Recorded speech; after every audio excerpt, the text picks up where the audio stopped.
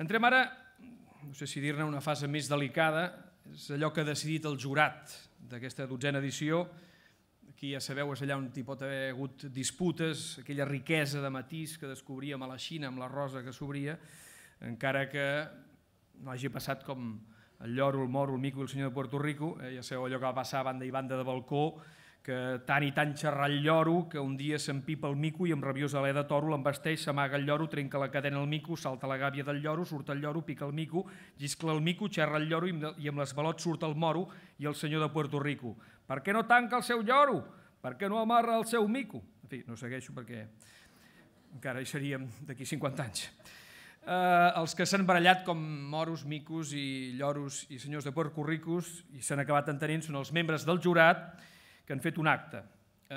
I l'acte diuen: reunit a Barcelona el dia 26 de gener de 2011, el jurat dels 12ens Premis APEC, format per els senyors Antoni Molons, director general de Mitjans Audiovisuals del Departament de la Presidència de la Generalitat de Catalunya, el senyor Esteve León, coordinador de l'àrea de Cultura de la Diputació de Barcelona, el senyor Albert González, director de Serveis del Comerç i del Consum de l'Ajuntament de Barcelona, Antoni Puntí, periodista, presentador de l'Ànima de TV3, Carles Duarte, director de la Fundació Lluís Carulla, la senyora Carme Ferrer, periodista que treballa a la Universitat Autònoma de Barcelona en qüestions de responsabilitat social, el periodista Rafael Nadal, actualment articulista a La Vanguardia i també assessor del diari Ara, Lluís Costa, professor titulat de la Universitat de Girona, coordinador dels estudis de l'àrea de comunicació audiovisual a la Facultat de Filologia i Comunicació, en Frederic Callís, editor de l'APEC, i en Lluís Gendrau, president i editor de l'APEC.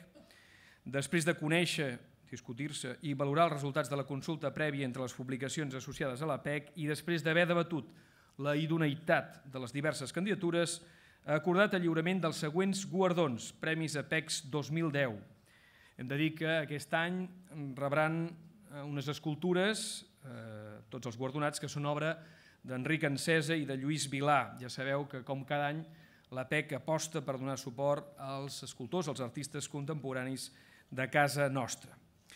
Lliurarem, en primer lloc, el Premi APEC 2010 a una acció digital. Aquest guardó el patrocina Cram Consulting. Demanem en representació d'aquesta empresa que pugi a l'escenari per lliurar el premi al senyor Javier Rodríguez, director de Cram Consulting. Si és tan amable, un aplaudiment per ell.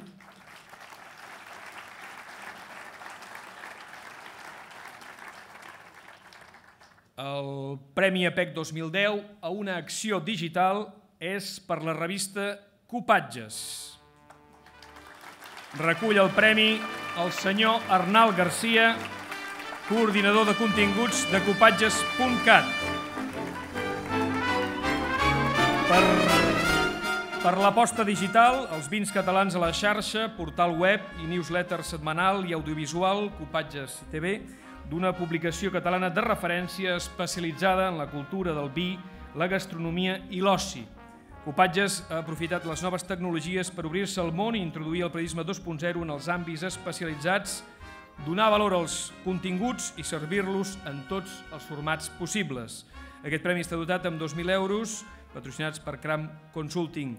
Li hem lliurat també el diploma i una escultura del català universal, que després, si és tan amable, ens podràs ensenyar, de Lluís Vilà. I ara, com que el vi fa parlar llatí, si és tan amable de fer-ho en llatí o en català, com vulguis, Arnal Garcia, ens adreçarà unes paraules. Hola, bona nit a tothom. Bé, d'aquest món ric en matisos, diguem que el vin és un bon exponent.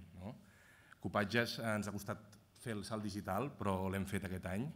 Per això aquest reconeixement per nosaltres ens fa molta il·lusió, us l'agraïm profundament. I bé, podem dir que ja som híbrids, ja piulem i els que no ho conegueu us convidem a conèixer la revista. Moltes gràcies. La podem veure? Sí. Ni més que res, perquè allò que dèiem de la curiositat d'Eugeni d'Ors... Està ben embolicat. Català universal.